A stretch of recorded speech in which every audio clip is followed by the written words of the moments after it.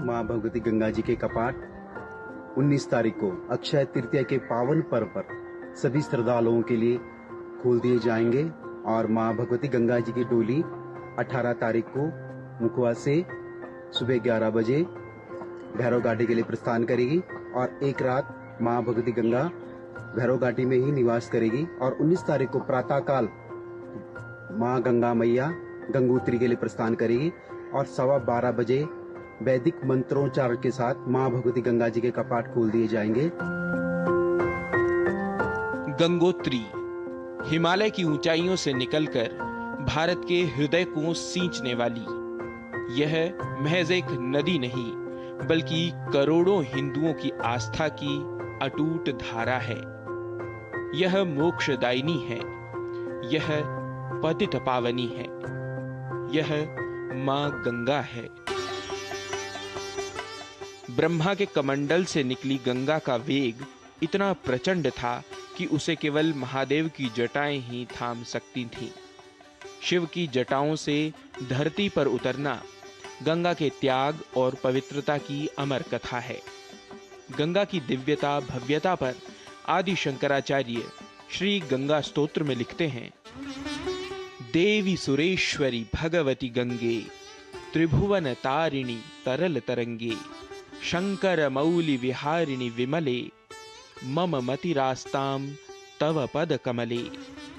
हे भगवती गंगे, आप तीनों लोकों का उद्धार करने वाली और चंचल लहरों वाली हैं। भगवान शिव के मस्तक पर विहार करने वाली हे निर्मल गंगे, मेरी बुद्धि सदैव आपके चरण कमलों में लगी रहे।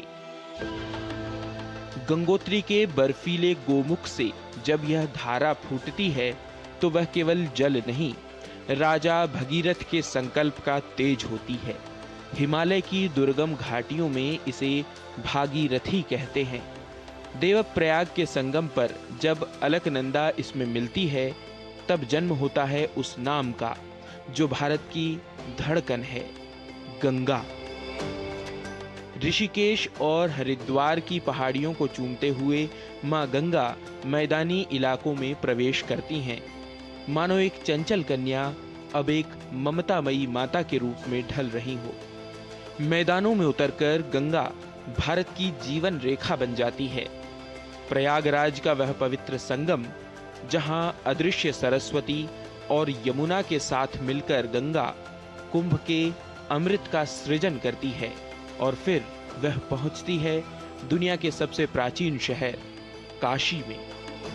यहाँ गंगा केवल एक नदी नहीं बल्कि जीवन और मृत्यु के चक्र से मुक्ति का द्वार है। वाराणसी में शाम ढलते ही जब घाटों पर हजारों दिए जगमगाते हैं तो ऐसा लगता है मानो आकाश के सितारे धरती पर उतर आए हों। गंगा आरती केवल एक अनुष्ठान नहीं बल्कि प्रकृति और ईश्वर के प्रति कृतज्ञता व्यक्त करने का एक भव्य उत्सव है।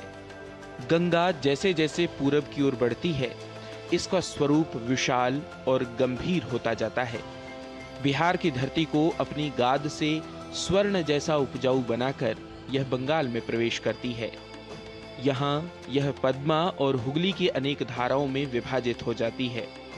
यह वह क्षेत्र है जहाँ गंगा ने सभ्यताओं को पाला, व्यापार को राह दी और कला साहित्य को सींचा।